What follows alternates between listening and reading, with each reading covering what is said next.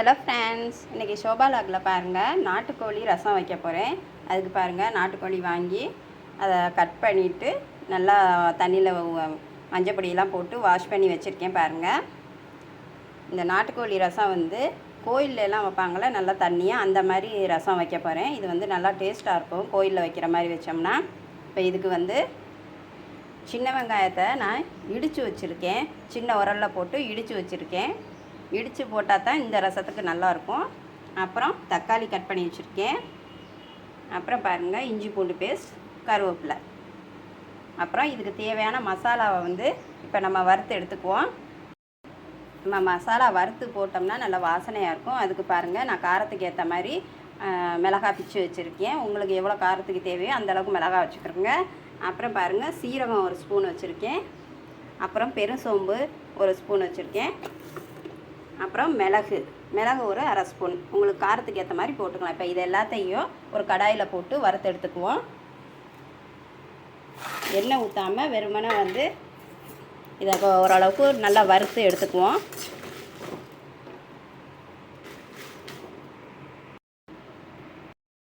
இந்த மிளகா வறுத்தாச்சு பாருங்கள், ரொம்ப கருக விடாமல் வறுத்து எடுத்துக்கணும்.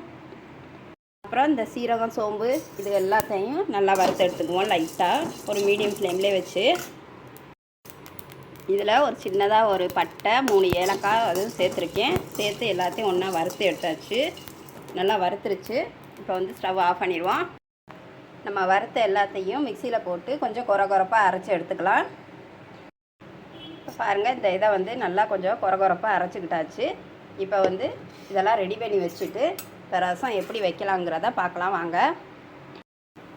இப்போ கோயில் ரசம் வைக்கிறதுக்கு ஃபஸ்ட்டு வந்து வெந்நீரை வந்து நல்லா கொதிக்க வச்சுக்கிறணும். நான் அது மாதிரி ஏற்கனவே எவ்வளோ தேவையோ அதுக்கேற்ற மாதிரி தண்ணி வச்சு நான் கொதிக்க வச்சுக்கிட்டேன். இப்போ இந்த வெந்நீரில் இந்த கோழி எல்லாத்தையும் சேர்த்துக்கலாம்.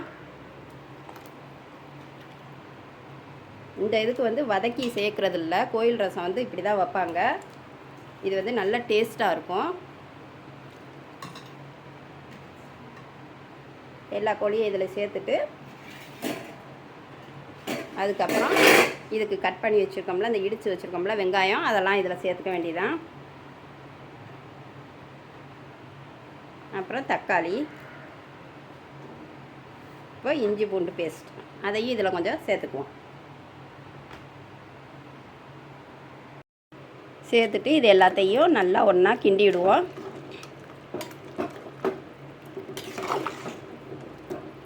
இப்போ நம்ம அரைச்ச மசாலா இருக்குல்ல, அதை இதில் சேர்த்துக்கலாம். இப்போ இதில் நம்ம அரைச்சி வச்சுருக்க இந்த மசாலா வந்து ஒரு 2 ஸ்பூன் சேர்த்துக்கிறேன். உங்களுக்கு வந்து தேவைக்கு ஏற்ற மாதிரி போட்டுக்கலாம். அப்புறம் தனியாத்தூள் ஒரு 2 ஸ்பூன் வச்சுருக்கேன், அதையும் இதில் சேர்த்துக்குவோம். அப்புறம் மஞ்சள் தூள் ஒரு அரை ஸ்பூன். இது எல்லாத்தையும் நல்லா ஒன்றா சேர்த்து கிண்டி விடலாம். அப்புறம் இதுக்கு தேவையான அளவு உப்பு. இது எல்லாத்தையும் ஒன்றா நல்லா மிக்ஸ் பண்ணி விடுவோம்.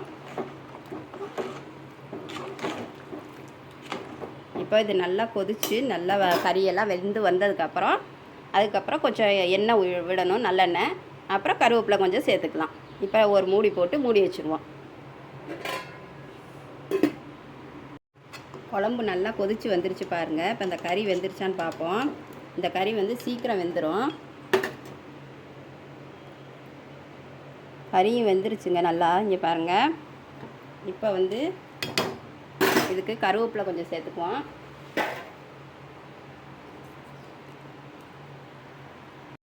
இப்போ பாருங்கள், இதுலேயே கொஞ்சம் எண்ணெய் எல்லாம் நல்லா மிதந்து வருது பாருங்கள். இது வந்து இந்த கோழியில் உள்ள அந்த கொழுப்பு சத்தில் உள்ள எண்ணெய் தான். இப்போ இதுக்கு நம்ம கொஞ்சம் எண்ணெய் ஊற்றிக்கலாம். நல்லெண்ணெய் ஊற்றணும். அதுதான் வந்து நல்லா டேஸ்ட்டு கொடுக்கும் நாட்டுக்கோழிக்கு. உங்களுக்கு தேவையான அளவுக்கு ஊற்றிக்கலாம். ரொம்ப வேண்டாங்கிறவங்க சும்மா லைட்டாக ஊற்றிக்கலாம். இப்போ இது நல்லா கொதித்து இன்னொரு 10 நிமிஷம் கொதித்து வரட்டும். பூண்டு கொஞ்சம் நான் இடித்து வச்சுருக்கேன். இந்த மாதிரி கடைசியாக கொதிக்கும்போது இதில் இந்த பூண்டை இடித்து போட்டோம்னா கொஞ்சம் நல்ல வாசனையாக இருக்கும் ரசம். பாருங்கள், நல்லா சூப்பரான செட்டிநாடு நாட்டுக்கோழி ரசம் ரெடி ஆயிடுச்சு பாருங்கள். இனி ஸ்டவ் ஆஃப் பண்ணிவிட்டு இறக்கிடலாம். பாருங்கள், நல்லா சூப்பரான நாட்டுக்கோழி ரசம் ரெடி ஆயிடுச்சு. எங்கள் செட்டிநாடு சைட்லாம் கோயில்களில் இந்த மாதிரி தான் ரசம் வைப்பாங்க. நல்லா ஐயனார் இல்லைன்னா கருப்பசாமி இந்த மாதிரி கோயில்களில் ஆடு கோழியெல்லாம் வெட்டினா இந்த மாதிரி தான் ரசம் வைப்பாங்க. நல்லா சூப்பராக இருக்கும். நான் அதே மாதிரி தான் இன்றைக்கி வீட்டிலையும் வச்சுருக்கேன். ஆயில் மட்டும் கோயிலில் ரொம்ப இருக்காது. நான் வந்து வீட்டில் வச்சனால கொஞ்சம் ஆயில் ஊற்றியிருக்கேன். இது வந்து நல்லா சூப்பராக இருக்கும். இதே மாதிரி நீங்களும் செஞ்சு சாப்பிட்டு பாருங்கள். இந்த வீடியோ பிடிச்சிருந்தால் லைக் பண்ணுங்கள், சப்ஸ்கிரைப் பண்ணுங்கள், கமெண்ட் பண்ணுங்கள்.